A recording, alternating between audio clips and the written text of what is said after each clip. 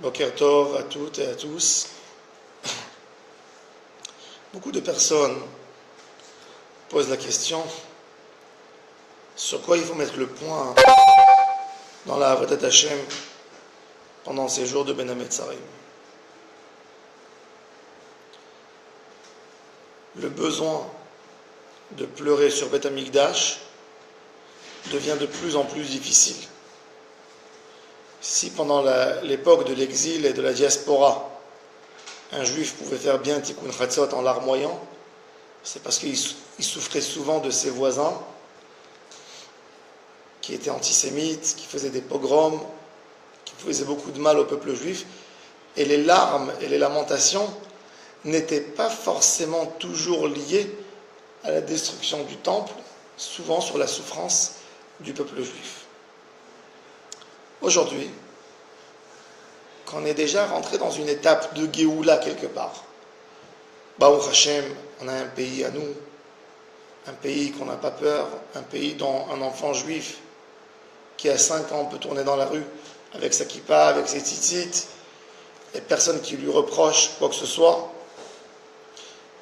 De voir Jérusalem construite à merveille aujourd'hui, de voir Eretz Israël avec 5-6 millions de juifs, il est difficile de pleurer une destruction.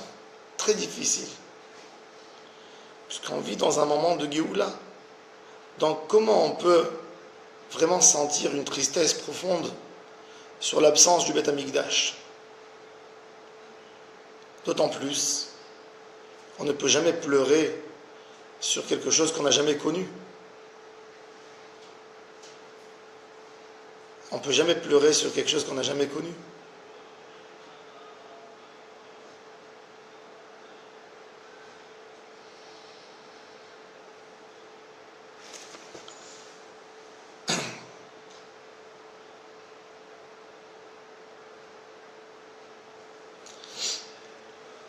La réponse, Rabbeinu nous explique dans l'Écoutez Moharan que le Tikkun Chatzot et toutes les lamentations et les larmes qu'on doit avoir, c'est pas sur la destruction du temple.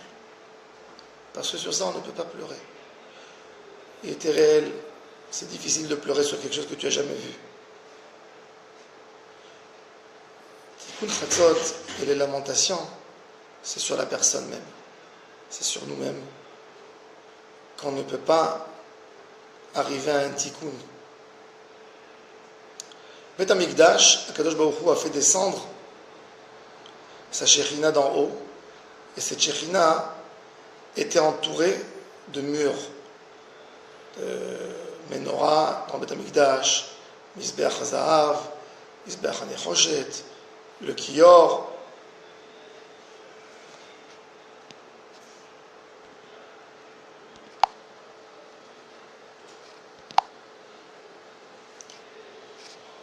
Le Kior,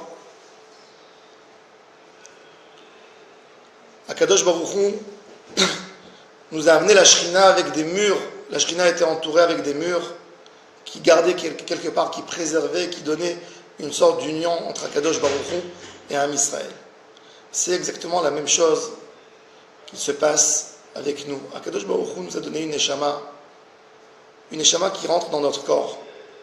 La question est, est-ce que le corps fait son rôle comme le Beth Amikdash? Par exemple, les yeux de la personne sont comparés à la menorah. La menorah qui donne une lumière pour éclairer, de la même manière, nos yeux nous éclairent notre route. On sait ce qu'il faut faire, comment il faut avancer, comment il faut progresser. Si la personne ne fait pas ce que Akadosh Baruch Hu lui demande, c'est comme s'il a détruit le Beth Amikdash. Donc, ce qu'on pleure, c'est même pas sur la destruction. C'est pourquoi le Beth Amikdash n'est pas construit suite à nos actions. On pleure sur notre Beth Amikdash personnel qui est en nous. Il est écrit dans le Pasuk, Va'asu li mikdash v'shachanti betocham. Ils me feront un temple. V'shachanti, je mettrai ma Shekhinah betocham, en langage de pluriel, pas betocho. Les Mefarshim posent la question, pourquoi on dit betocham? On aurait dû dire v'shachanti betocho, tu parles du Beth Amikdash.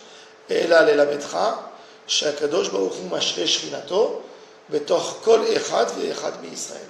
Chaque juif, chaque cœur de juif, c'est son propre Beth Amikdash. Sur ça, on peut pleurer. Sur ça, on doit pleurer. Ça, c'est la vraie Avelut sur Churban Beth Amikdash. Avec ça, on peut comprendre ce qui est écrit dans les paroles de nos sages, que Kadosh Baruch Hu a fait un serment. Je ne rentre pas dans Jérusalem qui est en haut, tant qu'on ne rentrera pas dans Jérusalem qui est en bas.